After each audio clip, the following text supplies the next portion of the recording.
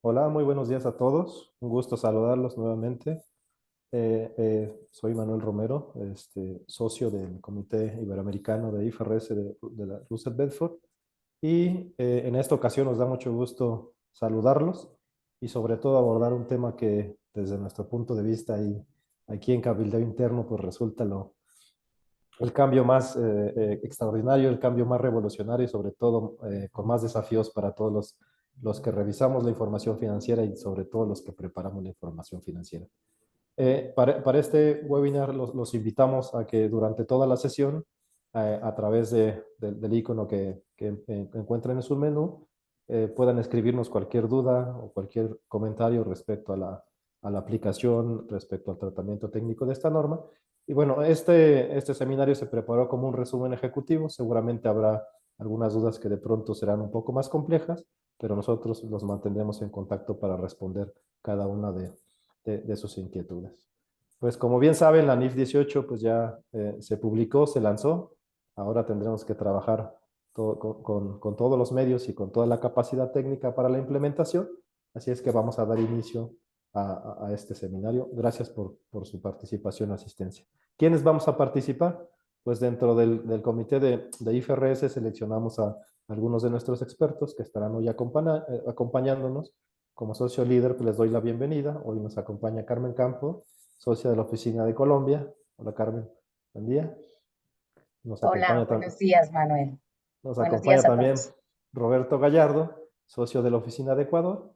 Y bueno, entre los tres socios vamos a tratar de explicar un poquito de la manera más sencilla, dentro de toda la complejidad, cómo es que nosotros visualizamos los impactos de estas normas, qué podemos comentar, cuál ha sido nuestra experiencia, cuáles son las vivencias de nuestros clientes y sobre todo, pues cuál es la expectativa en el futuro cercano, que parece distante, pero la realidad es que pues está más cerca de lo que pensábamos, ¿no? Entonces, a manera de ir siguiendo un poco el webinar, tenemos una agenda, ¿no? Que recoge básicamente los temas que estaremos hablando. Pues en principio una introducción general, ¿no? De esta norma, algunos cambios que son representativos. Diría hoy por hoy que después de 23 años y de mi experiencia es el cambio más importante que he visto. Sin duda, traerá todo un tema de revolución, ya lo decíamos, revolución en cuanto a una revoltura de conceptos y revolución en cuanto a la adopción de unas normas que anteriormente no conocíamos y que va a tener un impacto significativo para algunas entidades más que en otras, ¿no? Entonces, esta es la agenda que estaremos llevando. Los invitamos, como bien comentaba nuevamente, a que participen y nos compartan a través del chat sus dudas. Las estaremos contestando durante toda la sesión y aquellas que de pronto se queden en hold, las estaremos contestando directamente posterior a que concluya el webinar. Entonces, siempre es importante para mí y para todos nosotros que nos preguntamos esto, ¿no? La primera pregunta, si nos pueden apoyar a ver ustedes cómo lo ven, si consideran que la información financiera está evolucionando de acuerdo a las necesidades de los interesados, de los stakeholders, ¿no?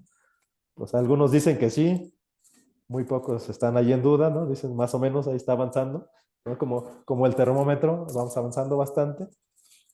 Vamos a dar un par de minutitos para que podamos cerrar la sesión y miren, la conclusión de esto y lo que nos muestra en pantalla es 95% pues opinan que efectivamente que están las normas avanzando al mismo ritmo que la información financiera y solo el 5% considera que no. Entonces vamos a ver cuál es el origen, ¿no? Cómo surge esta norma y básicamente cuáles son las implicaciones generales. Entonces miren ustedes de pronto cuando nos ponemos a pensar y nos situamos en la posición del preparador financiero, pues resultaba que el IASB a través de todos sus organismos realizó una encuesta a los principales preparadores financieros, ¿no? ¿Y cuál fue la novedad un poco y un poco los resultados?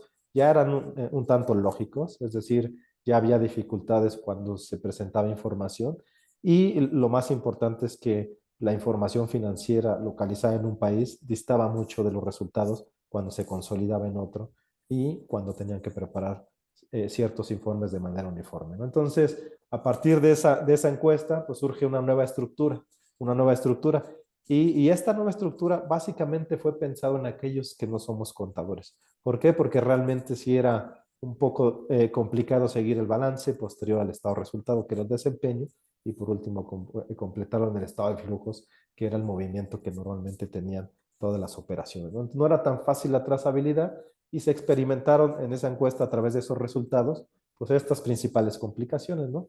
Que identificaron, evidentemente, que había una divergencia en la preparación de los estados financieros. Es decir, alguien que consolidaba, como bien decía, dependía del lugar donde estaba, usualmente tenía resultados diferentes aplicando una metodología similar o la metodología local según correspondiera. ¿Cuáles otras cosas que fueron los resultados de esto? Pues algunas limitaciones. Algunas limitaciones, recuerden ustedes que algunas normas incluso, tanto para efectos financieros o algunas leyes fiscales, de pronto nos exigían algún tema de proyecciones financieras.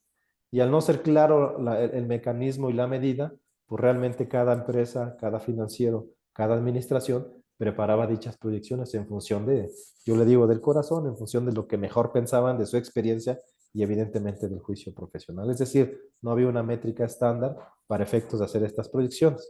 Más aún para aquellos que se dedicaban a todo el proceso de asesoramiento en fusiones y adquisiciones, pues corrían muchos procesos, déjeme llamarlo de limpieza de la información financiera, pues para determinar un EBITDA ajustado, una caja libre, etcétera, que de pronto, pues al momento de realizar operaciones de compra y venta, resultaba en algunos casos complejo la identificación o era un break dealer para efectos de continuar con la operación, ¿no?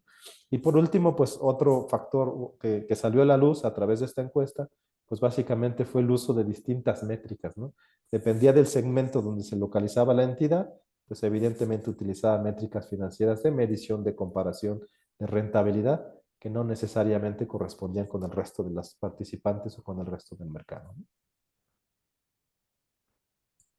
Vamos a avanzar ahora a los cambios novedosos. Carmen, si nos puedes contar desde tu punto de vista, desde toda la lectura que llevamos de esta norma, ¿cuál sería lo más representativo que podemos compartir con todos nuestros participantes? Gracias, Manuel y todos. Bueno, la NIF 18 nos trae ese cambio en nuestra mente y en la forma en que realizamos la presentación de los estados financieros. Esto va a ser muy importante, por eso nos estamos preparando desde ya, entendiéndola, capacitándonos para poder hacer cumplimiento de ella una vez esté definitivamente. Como tú lo decías, pues esto es un revolcón. Esto de verdad trae unos cambios muy importantes. Vamos a verlos en detalle. Lo primero que nos trae, si me ayudas a cambiar el slide, porfa, lo primero que nos trae es estas 5 categorías. Entonces, cuando estamos hablando de los estados financieros y hay un estado financiero llamado rendimiento financiero, lo primero que nos dice la NIF 18 es que tenemos nuevos subtotales y tenemos nuevos categorías. En este momento tenemos 5 categorías para incluir en ese rendimiento financiero. Más adelante las vamos a ver bien en detalle porque trae 3 categorías que no venía en la NIC 1 y que no habíamos revisado y que va a implicar un cambio tanto operativo como tecnológico, porque vamos a necesitar actualizar nuestro software contable para que dé cumplimiento a la clasificación adecuada. Entonces, vamos a hablar de una categoría de inversión que, como tú decías, nos va a ayudar muchísimo porque la norma trae claramente identificada cuáles deberían hacer parte tanto de inversión como de financiamiento. Y luego habla de que operación va a ser como una categoría residual, pero también nos dice, tengan cuidado, una entidad que tiene varias operaciones que puede considerar que son parte de su objeto social o de su negocio, debe sentarse y analizarlas. Entonces, va a haber aquí una necesidad de que cada entidad se siente a revisar específicamente su operación. ¿Y a qué va esto? Es que puede haber una entidad que venda tal vez artículos, pero también hace financiación. Entonces tendrá que revisar cuál es de verdad su actividad que debe clasificar como operación. Ahora mismo revisamos y vemos en los objetos sociales o a lo que se dedica la entidad cuando revisamos entidad reportante y hay una cantidad de actividades pero esas actividades es necesario que la entidad revise y organice que definitivamente cumpla con lo que trae la norma en este momento. En la categoría de impuestos, pues ahí estamos hablando de todo lo que considera la NIC 12, ahí está clarísimo. Y cuando hablamos de operaciones discontinuas, pues esta categoría es mostrarla de manera separada, este total para poder tener esa información. Estos son subtotales nuevos. Bueno, nos vamos al siguiente cambio importante que vemos. Y es que la norma nos está diciendo, eh, no es mostrar cifras, no es que necesitemos entregarle cifras a los terceros, es que necesitamos entregarle cifras también que estén enfocadas hacia el rendimiento. Por eso, los cambios se enfocaron en una presentación del estado de resultados principalmente para que podamos ver el rendimiento de la entidad de acuerdo con cada categoría. También está enfocado a la transparencia. ¿Y por qué a la transparencia? Porque nos está trayendo un requisito importante a revelar, que son las medidas de desempeño. ¿Y por qué decimos transparencia? Porque digamos que aquí lo importante es que cualquier usuario de la información financiera pueda obtener información transparente de estas medidas dentro de los estados financieros. Y la comparabilidad.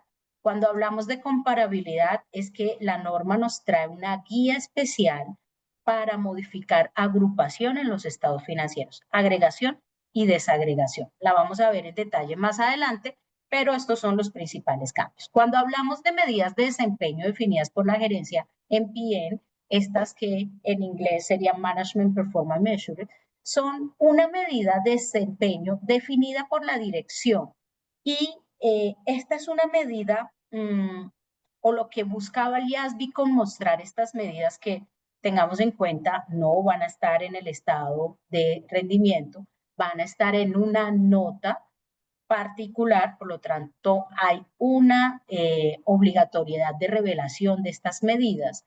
Lo que buscaba es muchas entidades cotizadas, muchas entidades que reportan su información, publican en medios electrónicos, publican en sus informes de gestión, en sus informes financieros, al terceros información que no estaba en los estados financieros y que no había una manera de estar tranquilos o seguros sobre esa información. Lo que está diciendo la NIF 18 es, ok, esto en busca de la transparencia lo vamos a tener en una nota especial. Una nota donde usted va a divulgar todas esas medidas que usted considera que son importantes para el público, pero ya no separados, ya no en unos informes que están por fuera, ya no en una publicación de un medio, los va a incluir en sus estados financieros. Entonces, de esta manera, vamos a tener una nota especial en la que la norma nos está pidiendo que digamos claramente por qué es la medida, cómo fue calculada, que una conciliación de un subtotal de los estados financieros. Por lo tanto, esta nota va a tener mucha información que antes no podíamos validar tan fácilmente. Entonces, estas medidas de desempeño trae unas condiciones. No necesariamente puede estar incluida en otra NIF. Es decir, que usted diga resultado operacional, pues eso ya lo trae la norma. Segmentos ya lo trae otra norma. Estas son medidas que no están definidas en una NIF o en una IFRS, sino que vienen definidas efectivamente por la administración.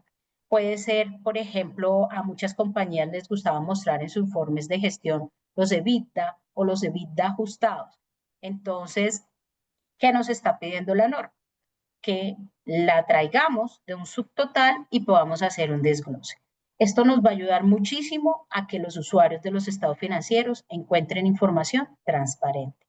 Muy importante decirles a todos que esas medidas no pueden ser métricas no financieras, deben partir de los estados financieros. Entonces, esta va a ser una nota muy importante en las que todos vamos a trabajar y que vamos a necesitar que de verdad haya comparabilidad y transparencia. Si nos vamos al siguiente cambio novedoso, están los principios de agregación y desagregación. La norma en este momento trae unas guías muy interesantes en las que nos ayuda o nos trae sobre cuáles son esos roles principales de los estados financieros y de las notas. Y uno de los principales asuntos que trae la guía es el principio de agregación y desagregación. La guía nos dice que el nivel 1 de agregación serán los estados financieros primarios. Es decir, ahí vamos a incluir la información estructurada, útil sobre activos, pasivos, patrimonio, ingresos, gastos y los flujos de efectivo de la entidad. Y vamos a tener un nivel 2 de desagregación, y ahora le da un valor importante a las notas, que es cómo desagregar la información que presenté en los estados financieros primarios. Entonces voy a desagregar esta información, la guía viene clara, conceptualiza sobre que puedo agregar partidas que sean de similar naturaleza, que busquen con la materialidad. ¿Qué busca esto? El IASB buscaba que demasiada agregación hacía que se perdiera información de los estados financieros. Y demasiada desagregación también hace que se pierda el usuario entre tanta información. Entonces, en las notas vamos a tener información desagregada con relación a las políticas y nos dice la norma, ojo, por favor, información material que pueda ser útil para los usuarios de los estados financieros. Esos son los tres cambios novedosos que más adelante vamos a hablar un poquito más sobre las categorías, pero nos van a ayudar muchísimo, esta guía nos va a ayudar muchísimo a que podamos revisar realmente qué vamos a agregar. Y aquí es donde hay un cambio también, porque necesitamos que la información financiera pueda cumplir con estos principios de agregación y desagregación, lo que nos va a llevar a revisar nuestros sistemas de información para poder revisar adecuadamente que estemos cumpliendo con esto. Estos son como los tres cambios novedosos importantes que nos trae la IFRS 18. Hablamos de las 5 categorías, hablamos de la nota de las medidas de la gerencia y estos principios de agregación y desagregación. Seguimos adelante con el comparativo. Roberto.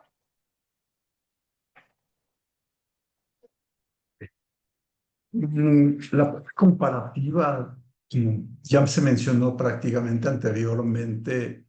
Esta NIF hace un cambio estructural a la NIF 1 y a otras NIFs, inclusive a la NIF, NIF 7, que es el estado de flujos de efectivo, aunque el estado de flujos de efectivo prácticamente lo presenta casi en unas mismas categorías que son operación, inversión, financiamiento, pero ahora vamos a tener que un poco medirlo nuevamente, ¿no? Entonces, la NIF 18, ¿qué nos trata ahorita en este momento? Es de estandarizar todas las presentaciones de todo el mundo.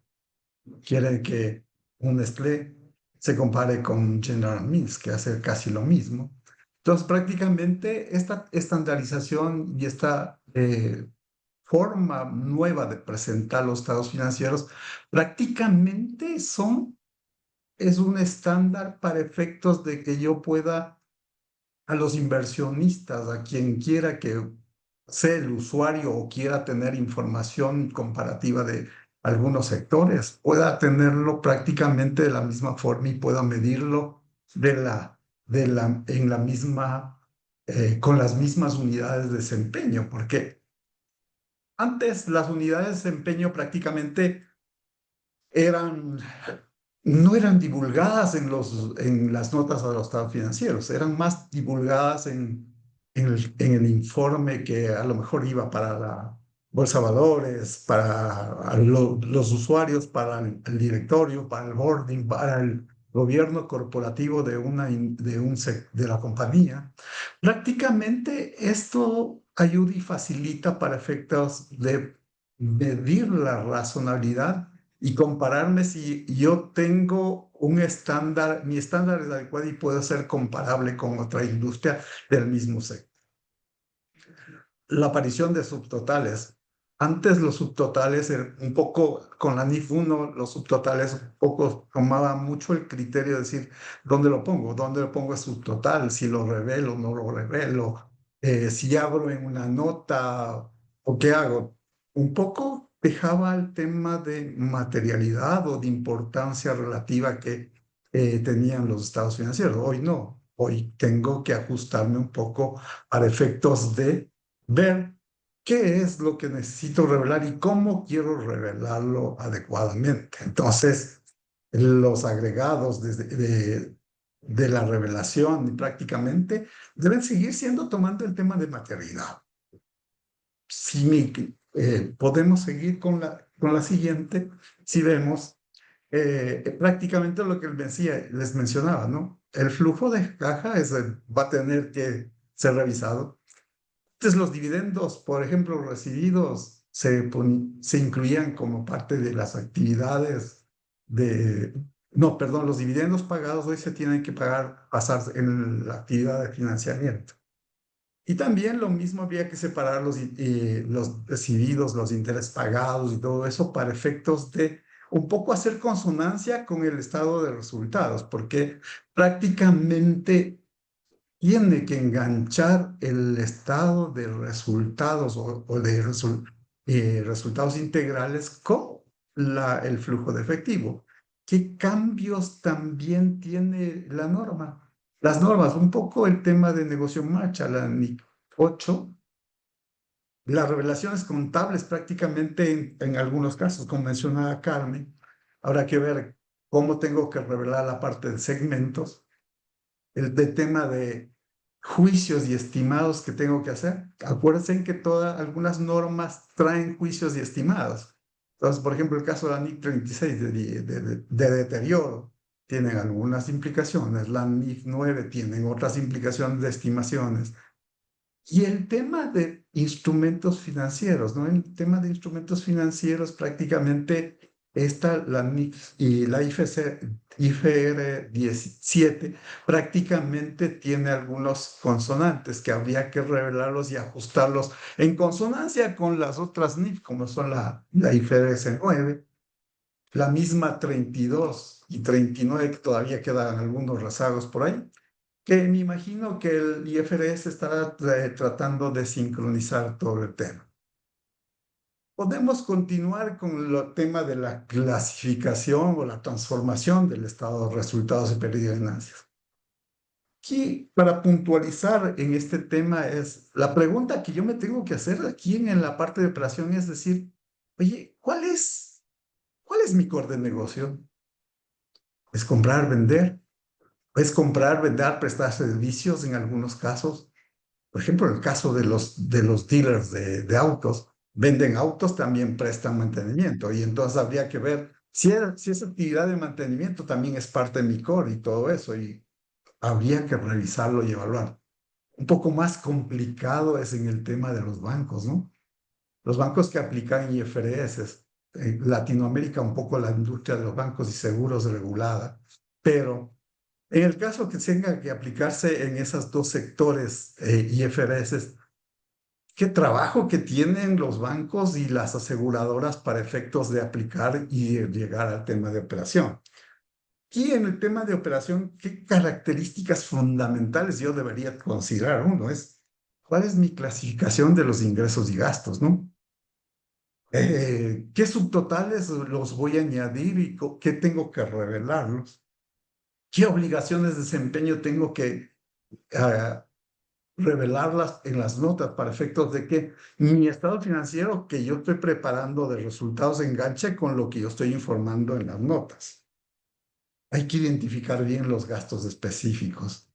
Normalmente, por ejemplo, el tema de arrendamientos. Arrendamientos hay una parte que sirve para la parte de operación y otras que no sirven para la parte de... Habría que revisarlo y ver esas clasificaciones para efectos de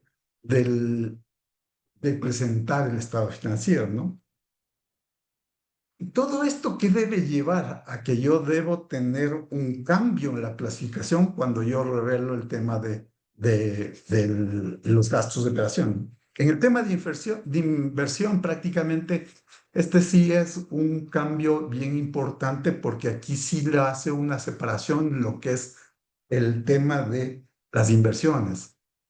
Puedo tener inversiones en subsidiarias relacionadas o puedo también activos. Yo puedo hacer una tesorería activa que tengo excedentes de liquidez que los manejo adecuadamente y tengo una actividad bastante activa como tesorería. Entonces había que tener en cuenta esos temas del tema de inversión. O sea, prácticamente este es un punto crucial para efectos de definir qué es inversión o qué es gasto de operación o ingreso de operación.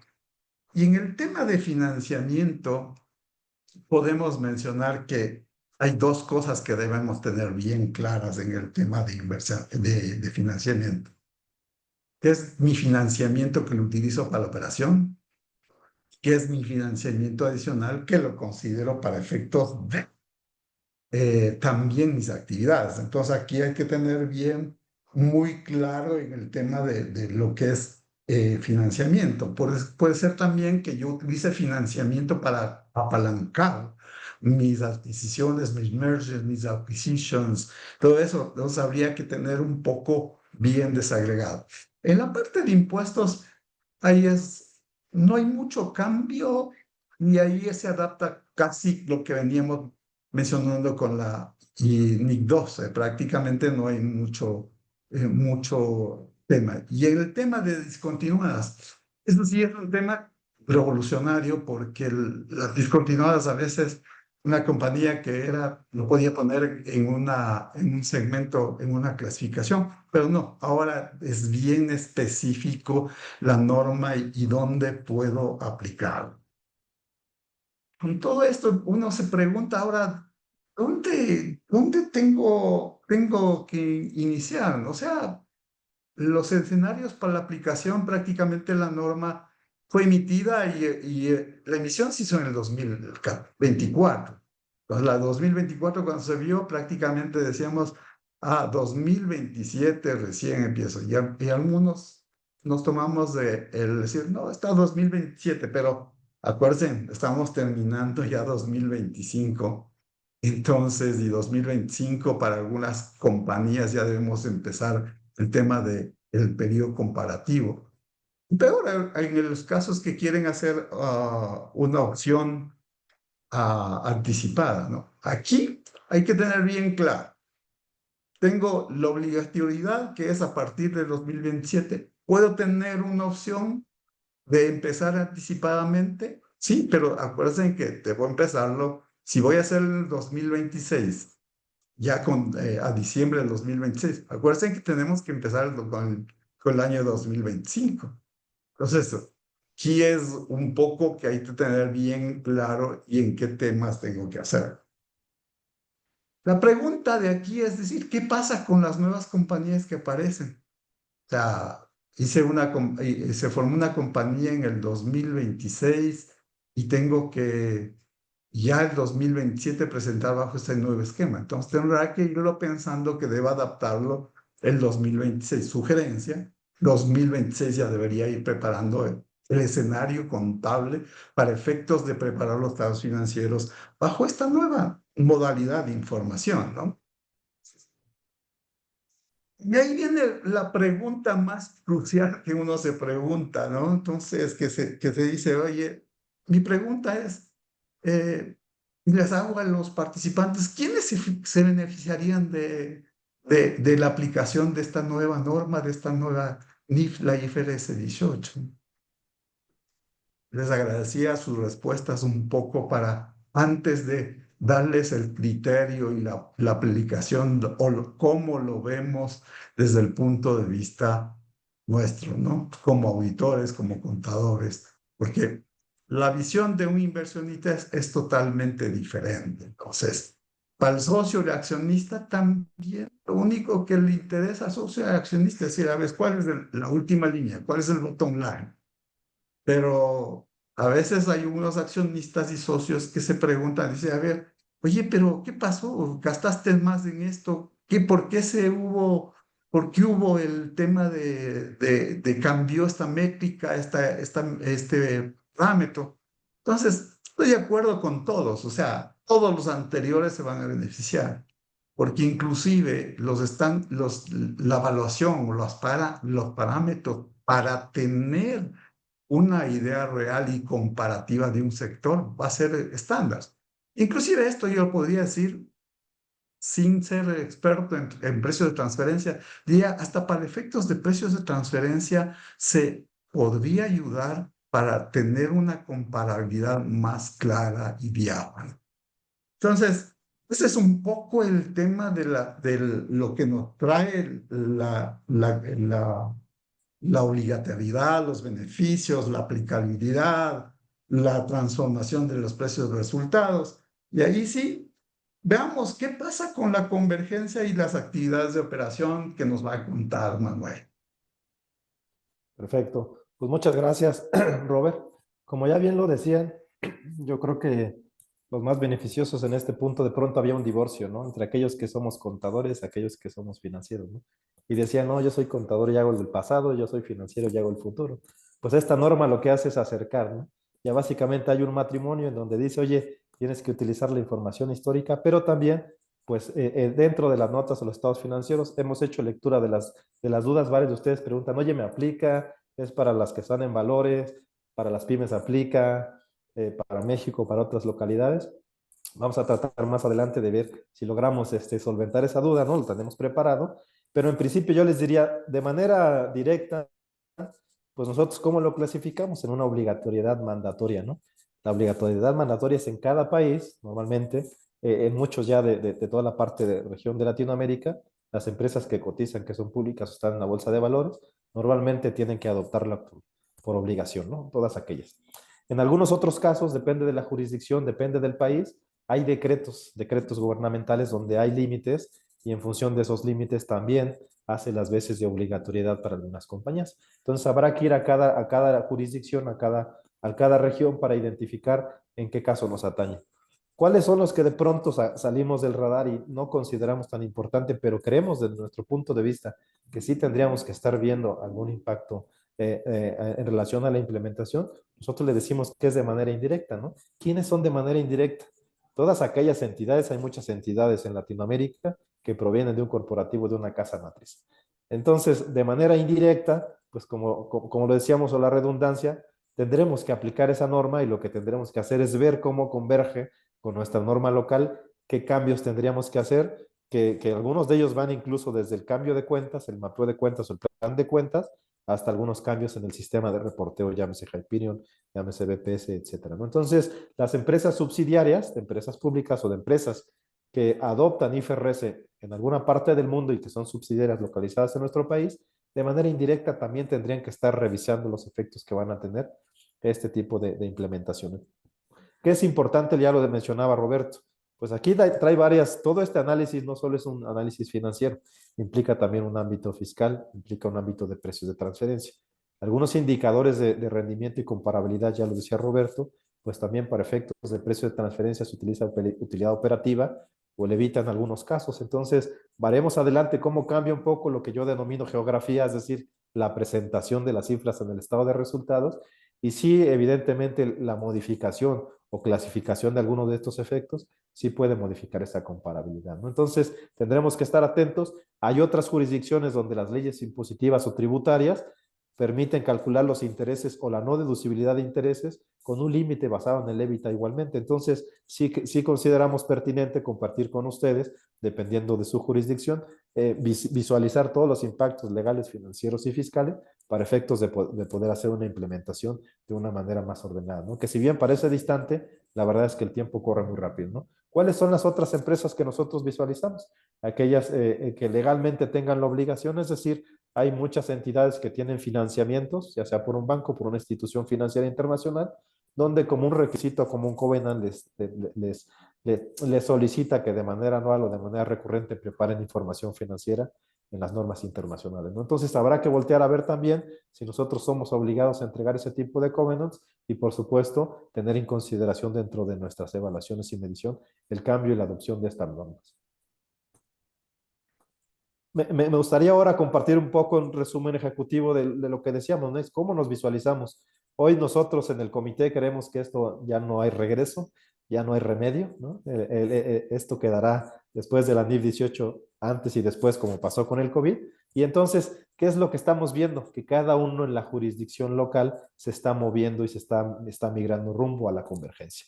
Vamos a platicar un poco de México. En México ya tenemos ahí una norma que está en auscultación. De hecho, el periodo para que todos los que participamos como preparadores enviáramos nuestros comentarios expiró el 31 de octubre. Por lo tanto, ya básicamente en este último trimestre, el organismo regulador, que es el CINIF en México, estará haciendo los cambios que considere pertinentes para adecuarlo. Pero en principio, en grosso modo, esta norma es similar o sustancialmente similar a la norma internacional. Se adoptará un año posterior, es decir, para aquellos que decíamos no nos va a tocar, no soy bolsa de valores, pues nada más tenemos un añito más de respiro que seguramente nos ayudará, pero no en todos los casos, ¿vale? Entonces, esta norma prevé que empiece ya la vigencia a partir del 2028 para efectos locales y en bastante concordancia con la norma internacional. Para el caso de Colombia, pues ahí básicamente hay un decreto, no sé, Carmen, si nos puedas compartir un poco más de información para la aplicación de estas normas. Claro, Manuel. Bueno, en Colombia tenemos una ley que la norma debe ser emitida oficialmente en español. No se puede aplicar normas que no estén en nuestro idioma. Y adicionalmente, eh, debe emitirse un decreto y en ese decreto se dirá cuál es la aplicación y la vigencia de la norma. Ese decreto normalmente en Colombia sale a finales de periodo, debe estar saliendo en diciembre del 25 o pueda que salga más adelante, dependiendo de cómo lo está revisando pues la entidad. Pero así funciona. Esperamos que Perfecto. pueda estar ya disponible de acuerdo con lo que dice la NIF con su aplicación normal también en Colombia. Perfecto. Robert, en el caso de Ecuador, ¿hay que puedes platicarnos respecto a la obligatoriedad?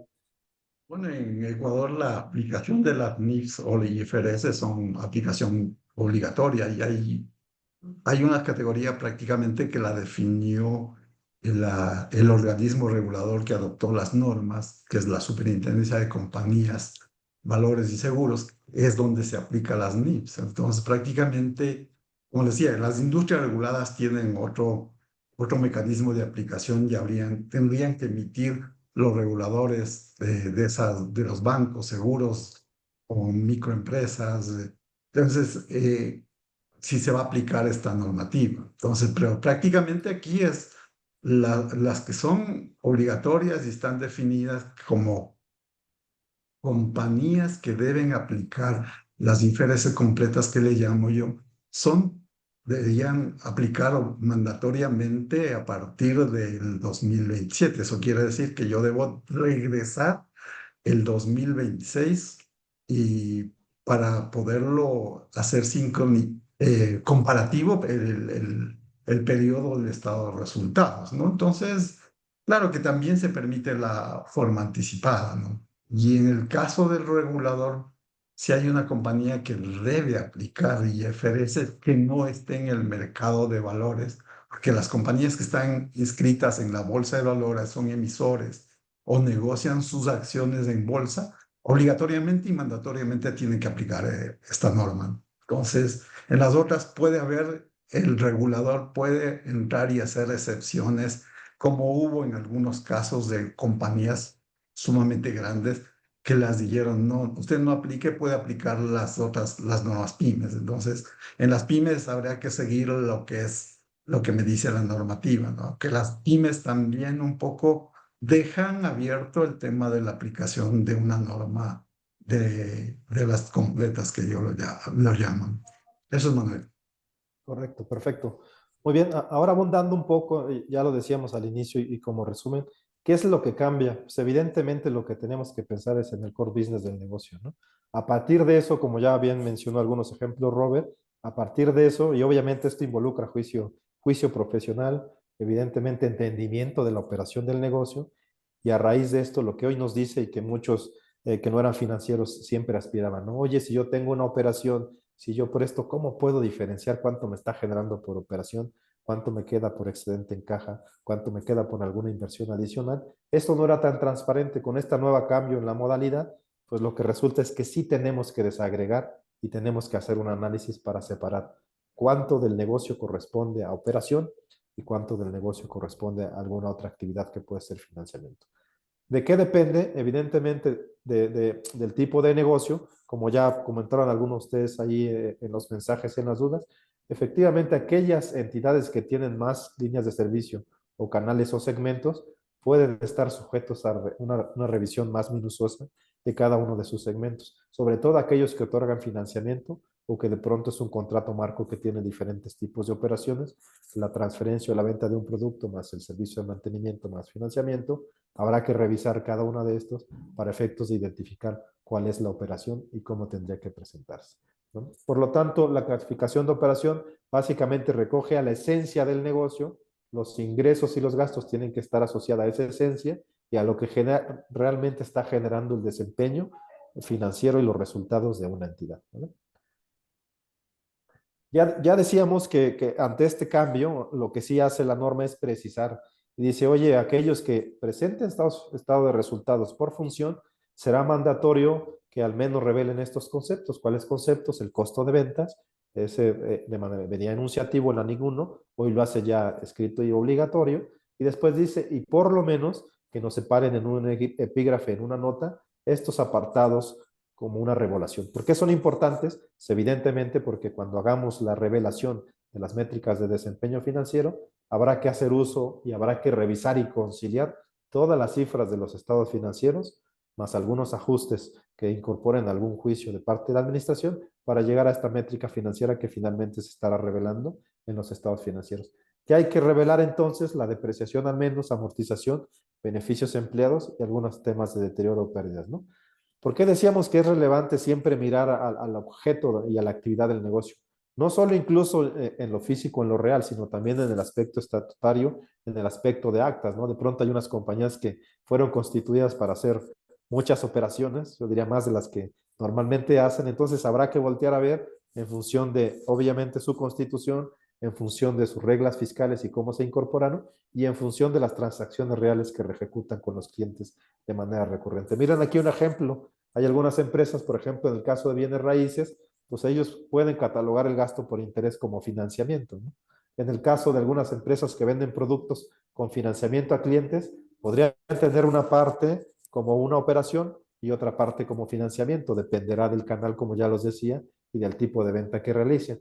En el caso de empresas de manufactura y fabricación, por ejemplo, será financiamiento, o hay empresas que se dedican a la compra-venta de maquinaria especializada, que la venden de pronto en un solo momento, en un one shot, o que lo venden también en financiamiento durante plazos, ¿no? Entonces, habrá que voltear a ver cada una de las actividades para a partir de ahí poder determinar cuál es el objeto principal del negocio y de ahí partir para la operación. Ahora bien, se aclaran ya en actividades de inversión cómo se va a estar presentando y qué se va a presentar, ¿no? Ya lo decíamos, eventualmente en algunas localidades, pues de pronto había empresas holding o subholding que tenían participadas en otras localidades y algunos lo presentamos antes de operación, otros posterior de operación, etcétera. O ya nos define perfectamente dónde ir, dice, oye, tiene que ir en actividades de inversión, no hay más, y lo único que también define es el tema de dividendos, dónde tendría que presentarse. Es importante, evidentemente, que a partir de este cambio, miremos nosotros cómo está nuestro estado de resultados en el pasado, por si de pronto hay que hacer alguna reclasificación, algún ajuste, inicialmente al catálogo de cuentas, ya lo decía, y más adelante al sistema y tal vez un reporte de información financiera, ¿no? En las categorías de financiamiento, básicamente es el parteaguas. Ahí ya es lo que decíamos. Si nuestro core business es obviamente no ofrecer financiamiento, pues podríamos categorizar todas esas actividades en el apartado de financiamiento. Si por cuenta nuestra principal función es ofrecer financiamiento para adquisición de productos o un activo a larga duración, tendremos que pensar si en ese caso tendría que ser una actividad de operación. Por lo tanto, eso nuevamente involucra juicio. Esto es lo importante. Y ya en nuestro punto de vista, en la experiencia, ¿cuál es la mayor preocupación de todos los dueños de negocio o los interesados? Sí cumplir con la norma, evidentemente, pero por otro lado tampoco revelar temas de know-how, temas ahí que pueden ser algún input para los competidores, y entonces ahí es donde viene el juicio profesional, en donde tenemos que hacer un análisis perfecto o lo más razonable para efectos de revelar la información que se requiere sin dar mayores elementos a la competencia que de pronto pueden afectar ahí el tema del negocio, ¿no? En principales impactos, ¿qué les trajimos aquí? Pues básicamente una radiografía general, hemos puesto en colores de más o menos la sensibilidad, ¿no? Como ya bien decíamos, el cambio fundamental y trascendental, ¿cuál es? Estado de resultados. El estado de resultados es el que tenemos que ponerle el foco, ese lo pusimos en morado, yo les diré en rojo sangrando, es el que más tenemos que ver, ¿no? Y obviamente las notas asociadas a esto, básicamente métricas de desempeño financiero. Las otras que tienen un poco de ajuste simplemente para que tengan congruencia y se hablen, pues serán el estado de situación financiera, el estado de flujos, simplemente para que no haya ahí choques o contradicciones en la redacción y en las revelaciones, ¿no? Y ciertas adecuaciones precisamente para este cambio en los estados de flujo. Ahora bien, desde nuestro punto de vista, nosotros dividimos los impactos en dos grandes apartados. El primero, obviamente, es el que todos nos atañe y nos preocupa, y los que estamos de aquel lado es que tenemos que hacer un presupuesto, ¿no? Porque económicamente es importante. Entonces, ¿qué decimos ahí? Nos va a costar, esto es una realidad, nos va a costar. Y entonces, ¿en dónde nos va a costar? Lo primero es, pues evidentemente, en el diagnóstico que se haga a través de un asesor tercero, como nosotros o cualquier otro asesor de su confianza, o bien la gente experta en el negocio y que nosotros designemos y les asignemos esa actividad para efectos de hacer el primer entendimiento, ¿no? Entonces, este proceso llevará unas horas que invertir y evidentemente esto tiene un costo económico ahí que tenemos que ponderar, ¿no? ¿Cuál es el otro costo que relativamente está asociado? Pues obviamente el CAPEX, la inversión en infraestructura de TI, ¿no?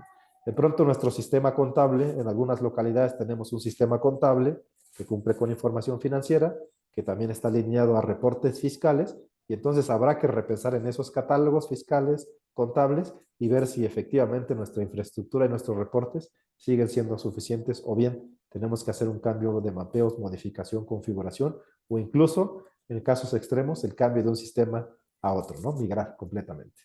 Evidentemente, pues para todos los que nos dedicamos a esto, pues representará como ya lo es un costo adicional, ¿no? Al igual que incorporamos a algún especialista en precio de transferencia, un especialista en temas de impuestos, pues habrá que también involucrar a un especialista en temas de medición de desempeño financiero, ¿no? El primer ejercicio será el más complejo, definir cuáles y cuántas podemos ser, si me quedo con el EBITDA, si de pronto meto el deuda neta, si meto algún otro componente que para mi segmento y para mi compañía sea relevante, o qué tendría que estar mirando, ¿no? Y en adelante simplemente será seguimiento y reconciliación. Recuerden que lo importante de esto es, cada que meto una métrica financiera, tengo que reconciliar el input con los estados financieros y explicar al lector cómo es que saqué algún ajuste, si es que tendría que sacarlo, ¿no? Y evidentemente, pues el entrenamiento para todos los que estamos adoptando esta norma, pues no lo conocemos, tendremos que prepararnos para que en adelante, en el futuro, seamos capaces de poder resolver y obviamente atender la información financiera en tiempo y que sea con la mayor veracidad como lo ponen, ¿no?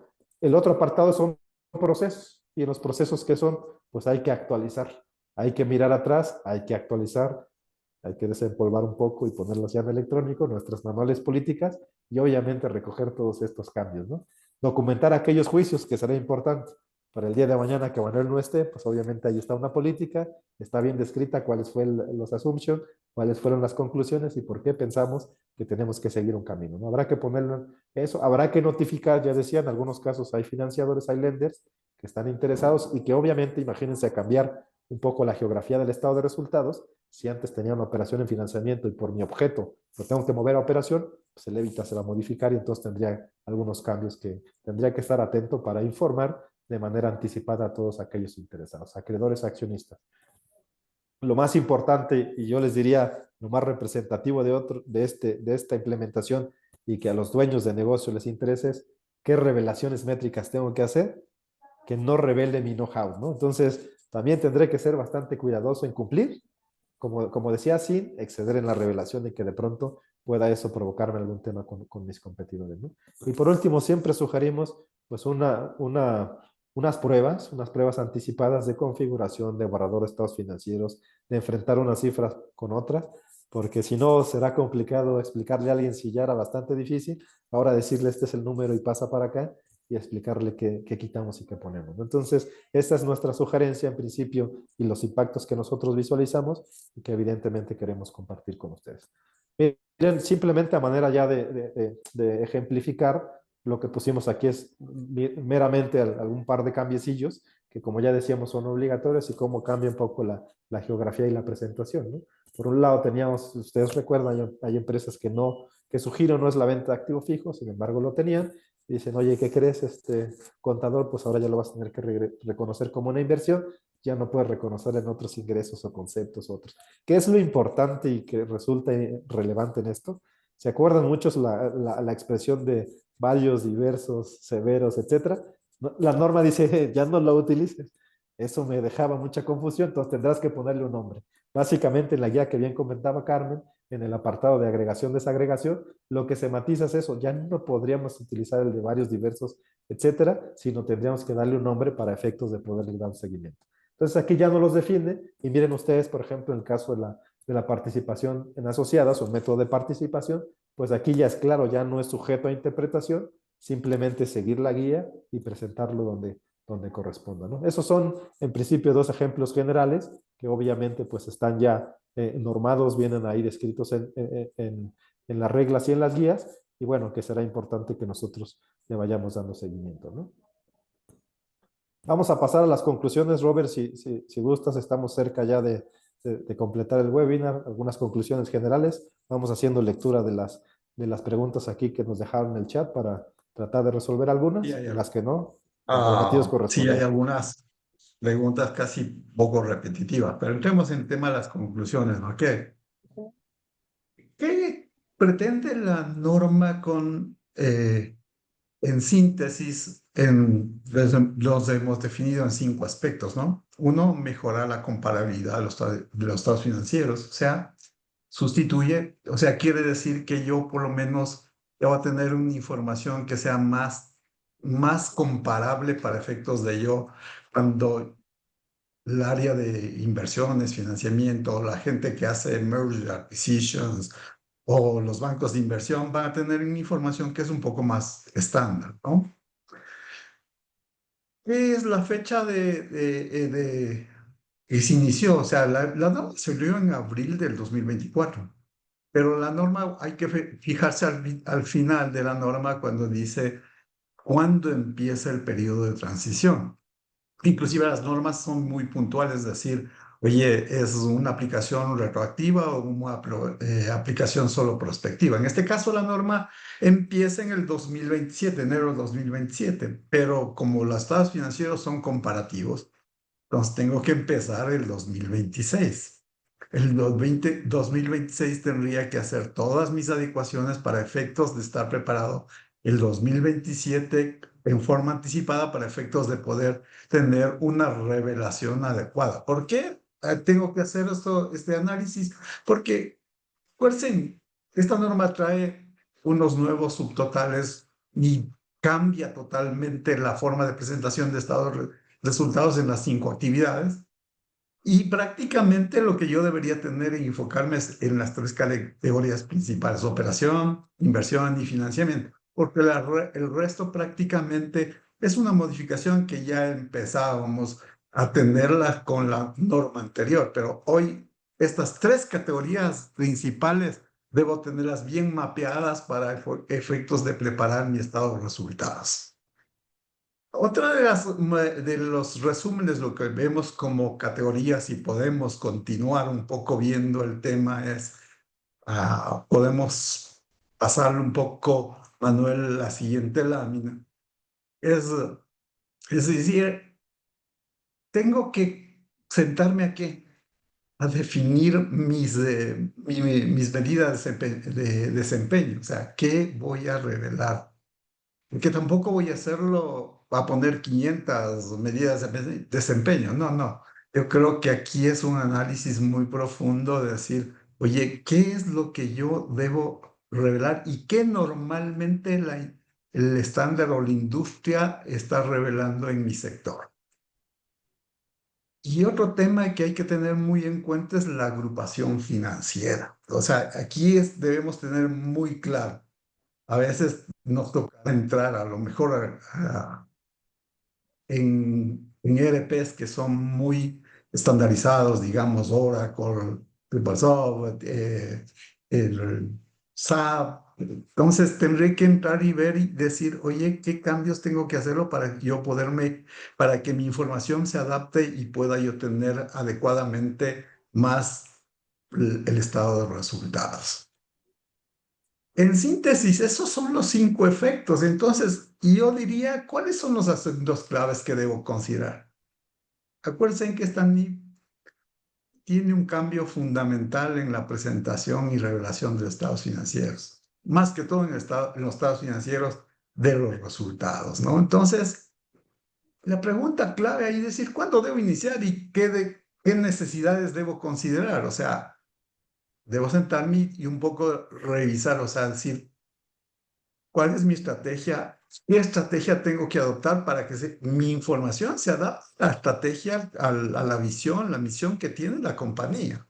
Entonces, de ahí, ¿qué tenemos que ver? Oye, en los recursos humanos, ¿tengo la gente capacitada para eso o tengo que buscar a alguien que me ayude para efectos de revisar?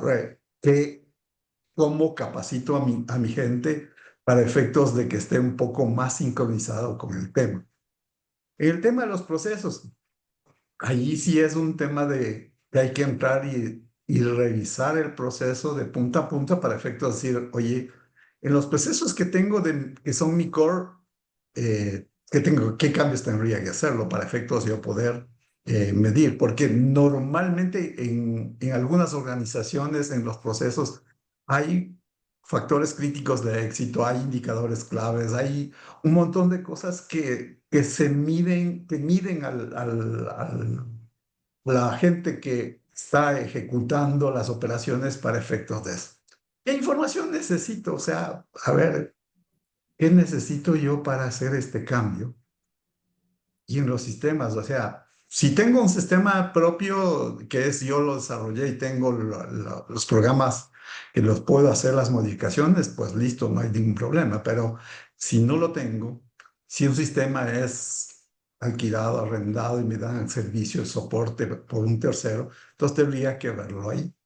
Y como final, es decir, a ver qué reportes tengo que generar para efectos de que yo pueda presentar esta información tal como me pide la nueva norma, ¿no?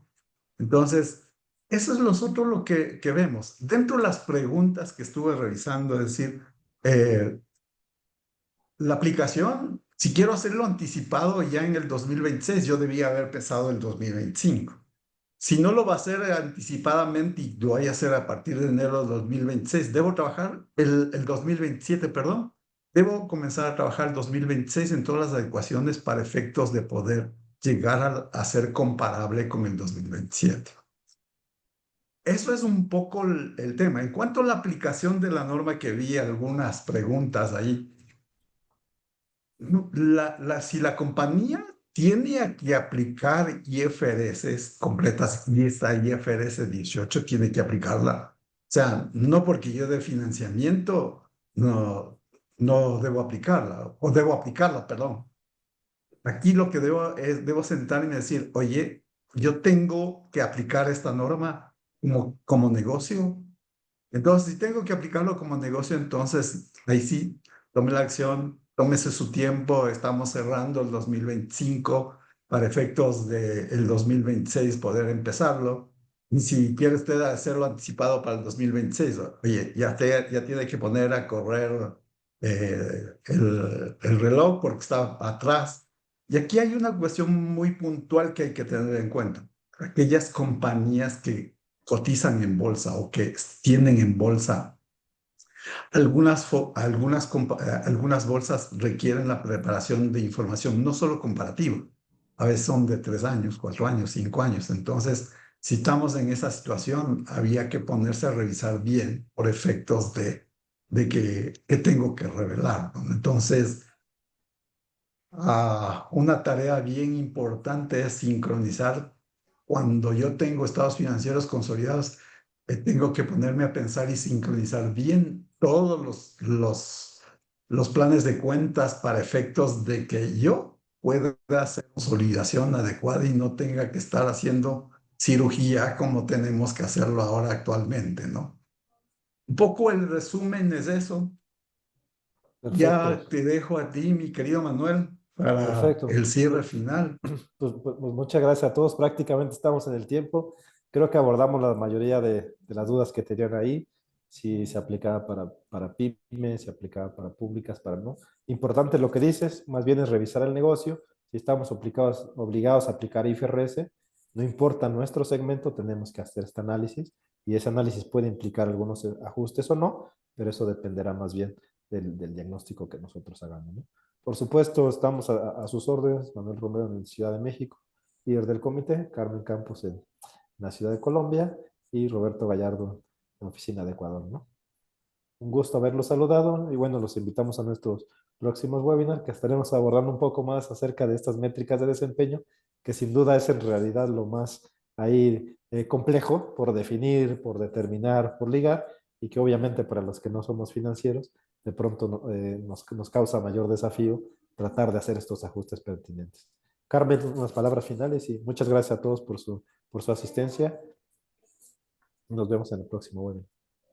Bueno, muchas gracias a todos por participar. Que sepan que aquí estamos para lo que ustedes necesiten colaborarles, que esto es un cambio muy importante en las normas y que definitivamente empezamos por capacitarnos y posteriormente en validar toda esa aplicación. Entonces, muchísimas gracias por su participación y por acompañarnos en este evento.